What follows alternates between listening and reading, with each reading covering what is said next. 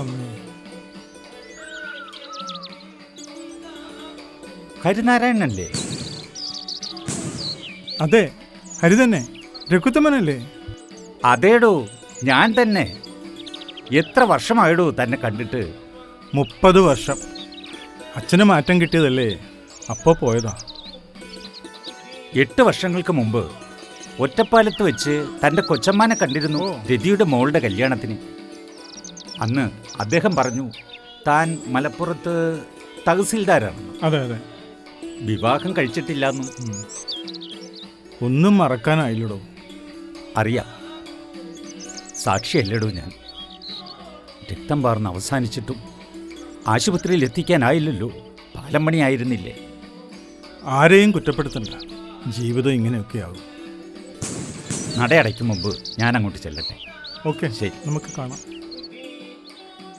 അല്ല, ഇവിടെ എത്ര ദിവസം ഉണ്ടാവും?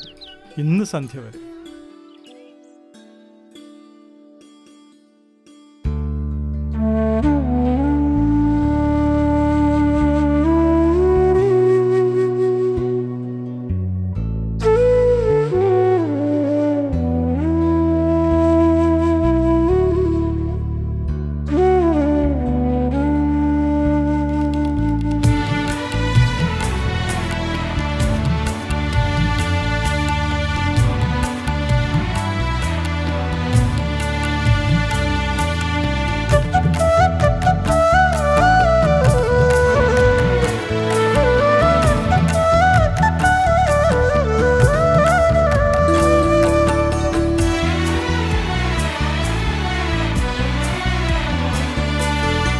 ഇരുളിൽ കനലായി ജ്വലിച്ച നിന്നോർമ്മയിൽ പ്രണയം മഴക്കാറ്റുപോലെ വന്നെത്തുന്നു. പല നാളു ശ്രുതി ചേർത്ത മിഴിവുറ്റ കാവ്യമാ ഹൃദയത്തുടിപ്പിൽ കുറിച്ചിട്ടു പോയി നീ.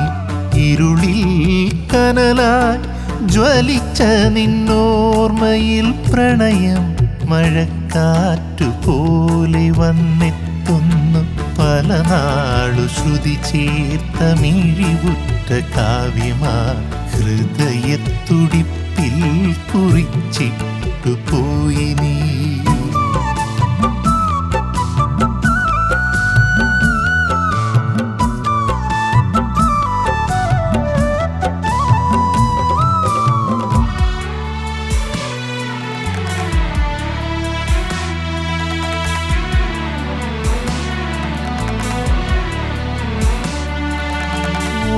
ഫലം പലതായി മുറിച്ച ബാല്യത്തിൻ്റെ വിഫലമാം ചിന്തകൾ ചിതറി വീഴേ.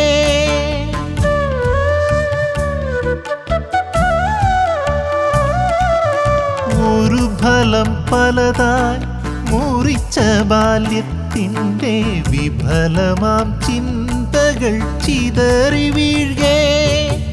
അറിയാതെ ഓർത്തുപോയാത്മാവിലന്നു നീ വിരലാൽ കുറിച്ചിട്ട പ്രണയകാവ്യം, വിരലാൽ കുറിച്ചിട്ട പ്രണയകാവ്യം.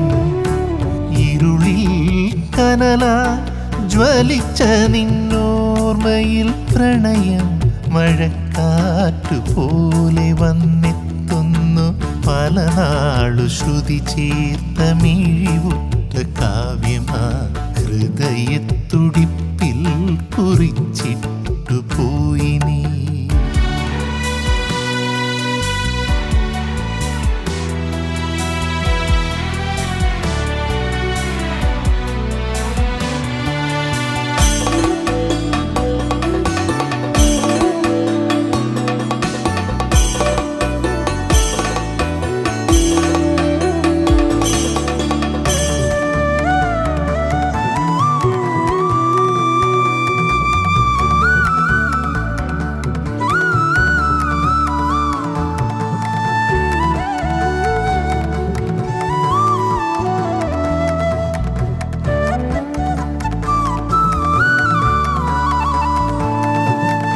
ക്ഷണികമാണിവിടെ ഈ ഭൂമിയിൽ ഏതു പ്രണയവും ജീവനും സന്ധ്യ പോലെ.